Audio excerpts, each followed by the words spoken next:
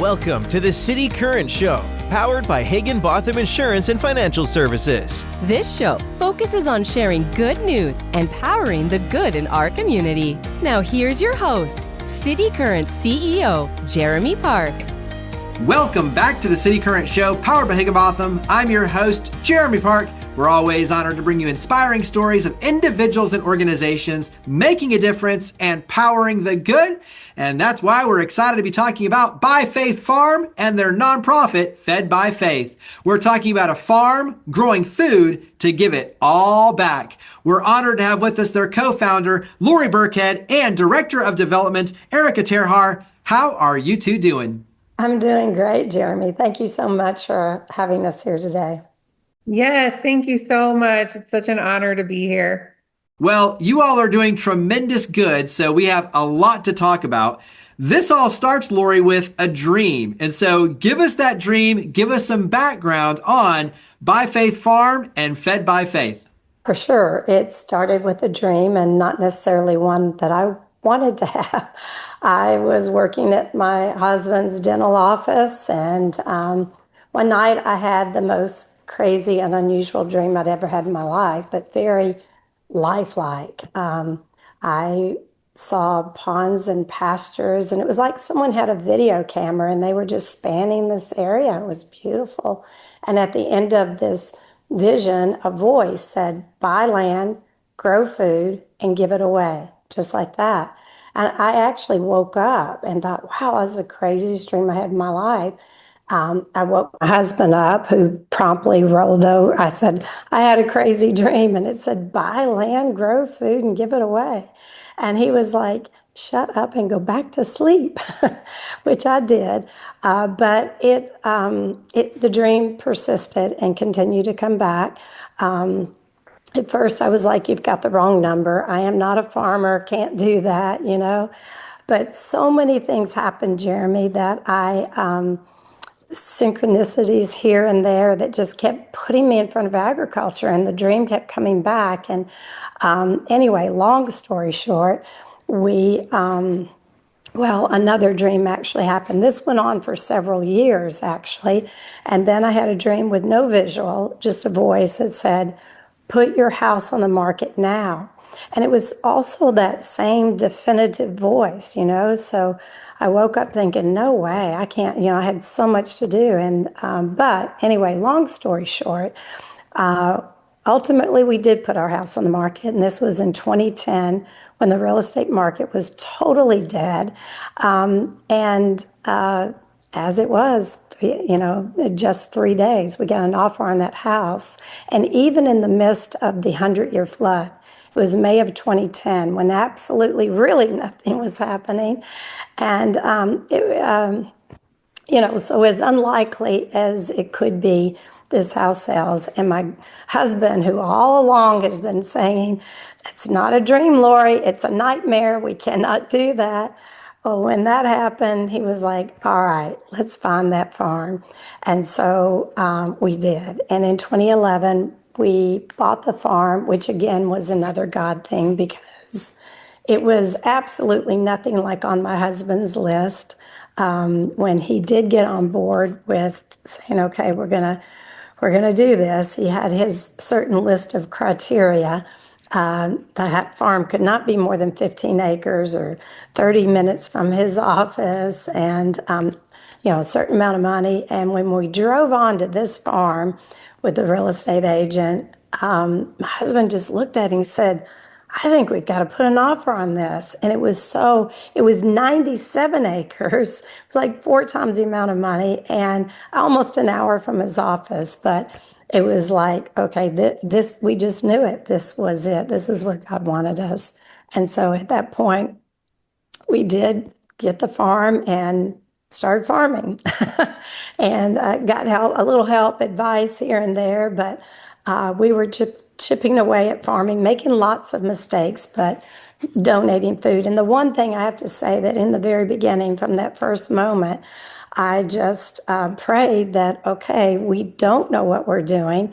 Thus, we named the farm By Faith Farm, and that we would never sell any of the food. It would always be given always be donated if God would bless the farm. And he has more than held up his end of the bargain. So, but we were just, growing food, donating food. And then in 2020, when the whole world was in the same, sense of desperation and anxiety, and then people started coming to the farm to volunteer. And that's when I knew that was really when By Faith Farm came into its full fruition of what it was meant to be. And it wasn't just meant to be Lori and Jim Birckhead or any one or two people. It became a community of people giving back to the community. And I called our volunteers our farm angels. Erica is one of those farm angels, along with Christy Palmer, who encouraged me at that time to set up a 501c3, which we did. And that's why the name Fed by Faith is a 501c3. And we do all that here at By Faith Farm. Talk about some of the stats, because when you look at how much food has already been donated and working through the food banks, talk about some of those things that warm your heart when you look at the impact you're already having. Yes, it's been exciting because in the beginning, that first year, we donated almost 2,000 pounds of food. Not that that was an incredible miracle, but now it's more like 25,000 pounds. And that is the growth that's happened as the community grew. Our ability to give has grown, and the food is donated. All of it is funneled through Second Harvest, but any of the Second Harvest agencies, which is literally every food organization in and around Nashville, all the surrounding counties, can end up getting our food, and many of them do. We do ask if the agency can to come to our farm and literally pick it up from there. And sometimes they even have volunteers that will come with them and help to harvest the food, which is wonderful when that happens. Yeah, Erica, go ahead and give us a little bit, because I know you have your own personal perspective. So give us a little bit of your perspective. Yeah, absolutely. It has been wonderful. So I joined as a volunteer several years ago and have come on into the development capacity, just having a heart for the mission and what's happening at the farm. So like Lori had mentioned, the farm is 97 acres and we're growing on about 3 of those acres currently. So there is a lot of potential and obviously a lot of people that are in these food deserts or that are food insecure and are needing the food. So seeing the impact and that full story of being able to actually grow the food, harvest the food, see it get onto their tables or at their events and things has been so impactful. And just the manpower of our small team, but really being funneled by all sorts of community members and volunteers is just incredible to see. And you talk about powering the good. I mean, there is so much good happening out at the farm and just incredible the things that have happened thus far. Walk us through a little bit of a calendar year when you talk about the growing season and how it works throughout, and obviously having all the different farm angels and the volunteers come out. So walk us through kind of what a year looks like. Yeah, it actually starts. I'll say November. We're deciding what we're going to grow for the next year. So there's some planning going on then, and then we purchase our seeds in December. We're starting those seeds in the greenhouse at the end of January and into February. So nurturing all those little baby plants to get them ready to go into the ground. But also, we have a high tunnel, so we're growing at the same time that we're starting seeds that will go in the ground. We're growing in the greenhouse so that year round we have food to give. So all through the winter, we had mostly greens, but if we can get our greenhouse electricity and all going, we'll have tomatoes and other things as well. So that's part of the future plan, that we have a big electric project we're working on for the farm so that we can grow year round. And then we get those baby plants out and in the ground in spring, which is right now what I'm doing. We probably have put in probably 3,000 plants already in the ground and have many more to go. So yeah, that's It's kind of, and then the season goes on. We're harvesting, we're planting again in the fall, we're growing fall crops, and then the whole process starts again. Yeah. And so obviously, when you talk about electricity, there's a huge need for financial contributions because everything you're talking about, there is an expense associated. So I know this will tie in, Eric, into your world, but talk about the ways the community can get involved and support all the different programs and, through the volunteerism, like we're talking about, financial contributions, but talk about how the community can support your efforts. Absolutely. So we are gearing up to start our You Pick flower season, which is a wonderful time to come to the farm. Obviously, beautiful, where you'll get a vase and able to pick your own flowers. And all of those dates are on our website and social media, so that those are going to be the best places to get that information. We have a kickoff event on June 14th from 10 a.m. to 1 p.m. for flower picking, and then also community engagement and food trucks and kid activities and live music and things.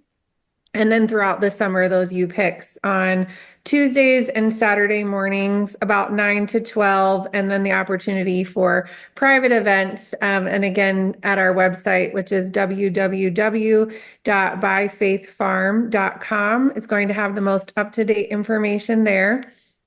We love having volunteers out to the farm. All of those dates are also posted and funneled through our website, in addition to in the several other capacities, Hands on Nashville, the Point app, and just you can not apply, but you can ask to volunteer at different times through our website. We also have a farm stay where you can stay in our barn on property. That's all through Airbnb, and just a wonderful time. I always tell people we're located in Jolton, which is still Davidson County. But when you are on the farm, you're truly transplanted to another place. It does not feel like you're still in Davidson County. So that is another way. And we would just love to partner in any capacity. We're very open to whatever that looks like, with church groups and field trips and corporate groups. We love having people out to show them the amazing work that is happening on the farm.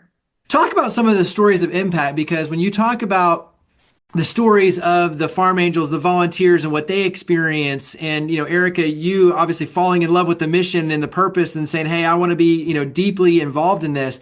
And then obviously working through, the food bank to be able to impact, hundreds of thousands.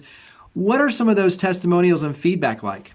Absolutely incredible in every way. And I think one thing that sticks out, Lori was blessed to meet Kara Lewis, who is a Christian-based storyteller, and she was able to get on and tell the story and just give more exposure toward the farm, get our name out there and people to see all the good that is happening and really start telling our story. And, in that 100% of our food, which is nutrient dense, is given away. So that impact in and of itself is so incredible. And we have recently gotten quite a few new partners, and just being able to establish those and continue seeing people all throughout Nashville and surrounding areas, take our food and then send pictures of people just biting into a turnip right out of the ground, and just knowing how much that is helping them and how much that food is medicine to them. That was one of my favorite times. Usually people come, organizations will come and pick up the food. In this particular time, I was driving it to Loaves and Fishes. And as I drove the truck in, and it was loaded down with turnips, and I fortunately had washed the turnips well before I brought them. But as I was driving in, I saw people walking all over, some with walkers, some with little children, some that seemed like they could barely walk. And as I drove in, a couple of the gentlemen came up to the truck, and one was just eating the turnips right off the truck. And he just gave me the biggest hug, and he said, "You are my new best friend."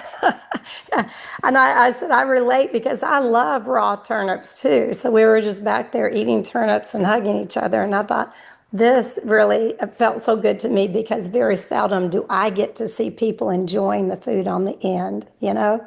So we do ask, and we're starting to get some of those photos from our agencies that distribute the food. But aside from that, there are some beautiful stories of people who came to the farm in order to give back to others because they had things hurting within them.